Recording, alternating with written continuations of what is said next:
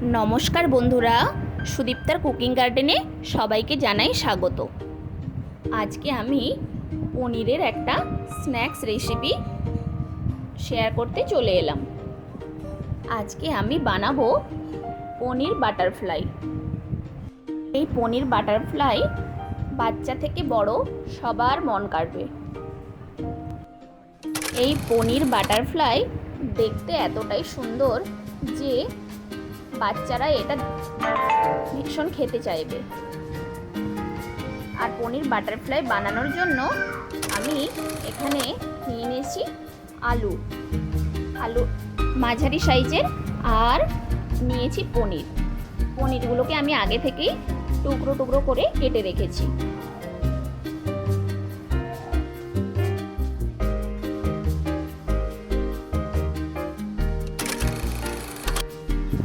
আমি এখানে একটা মাঝারি সাইজের আলু নিয়ে নিয়েছি, আর আলুটার খোসা খুব ভালোভাবে আমি এখন ছাড়িয়ে নেব।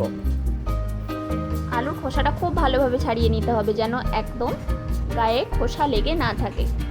তো আমি আলুটা এখন সুন্দরভাবে ছাড়িয়ে নেব।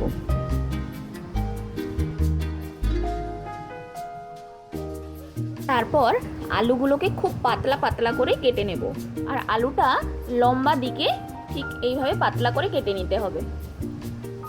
তো এইভাবে আমি সমস্ত আলুটা থেকে পাতলা পাতলা করে কেটে নেব।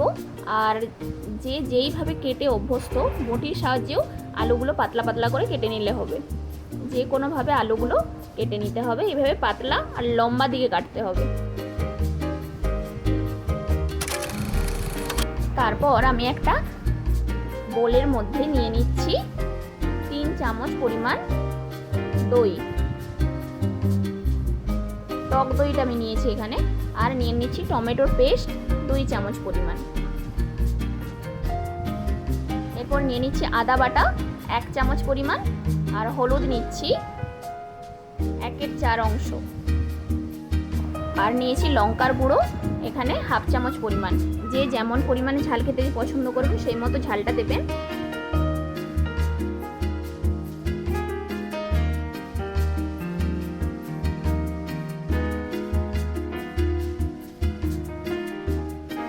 আর এখন এর মধ্যে দিয়ে দিচ্ছি লবণ স্বাদ মতো, আর খুব কম করে স্বাদ মতো দিয়ে দিলাম চিনি।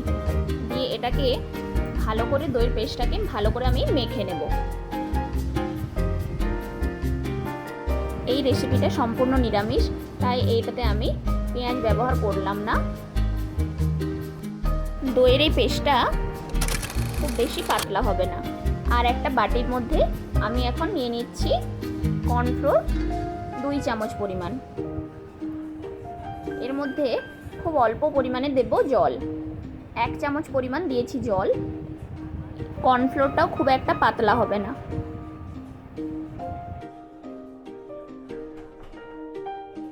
এই কর্নফ্লোরটাকে একটু ভালোভাবে গুলিয়ে নিলাম।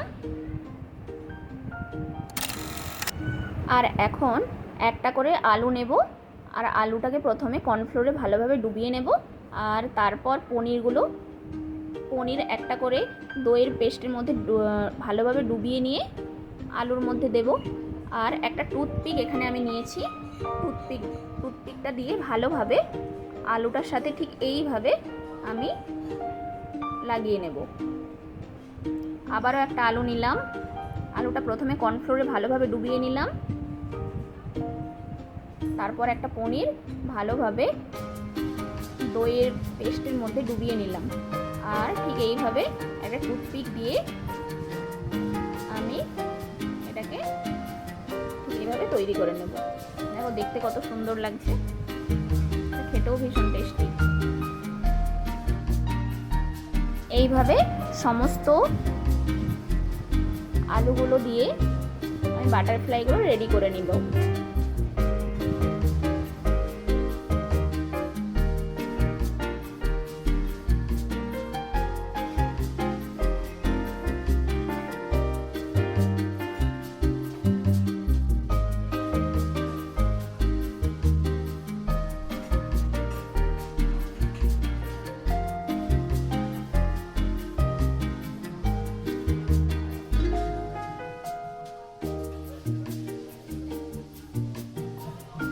পনিরের বাটারফ্লাইগুলো সমস্ত রেডি করে নিয়েছি।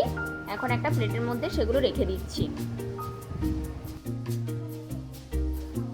আমার এই চ্যানেলটি এখনও যারা সাবস্ক্রাইব করেননি তারা অবশ্যই চ্যানেলটি সাবস্ক্রাইব করে নেবেন, আর পাশে থাকা বেল আইকনটি অবশ্যই প্রেস করে নেবেন, তাহলে চ্যানেলের সমস্ত নোটিফিকেশান সবার আগে আপনাদের কাছে পৌঁছে যাবে। আর আমার চ্যানেলটি যারা সাবস্ক্রাইব করে নিয়েছেন তাদেরকে জানাই অসংখ্য ধন্যবাদ।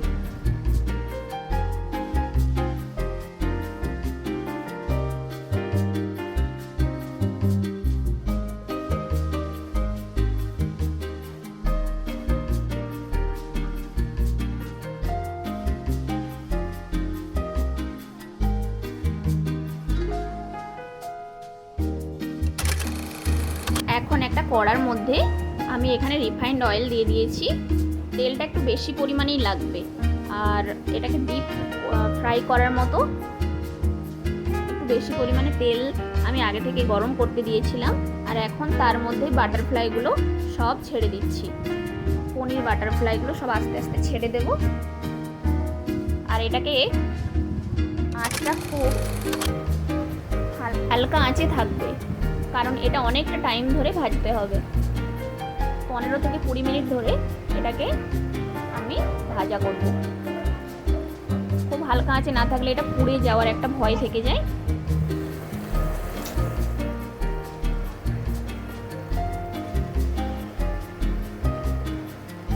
পনির বাটারফ্লাই প্রায় হয়ে এসেছে। এটাকে আমি এখন একটা ছান্তার সাহায্যে তুলে নেব আর প্লেটের মধ্যে সার্ভ করে দেব। দেখতে অপূর্ব হয়েছে। এটা যে কোনো সসের সাহায্যে খেলে ভীষণ ভালো লাগবে। তো আজকের আমার এই রেসিপিটা কেমন লাগলো অবশ্য কমেন্ট করে জানাবেন, আর বাড়িতে পারলে একবার অবশ্যই ট্রাই করুন। ভাই ভালো থাকবেন, সুস্থ থাকবেন, ধন্যবাদ।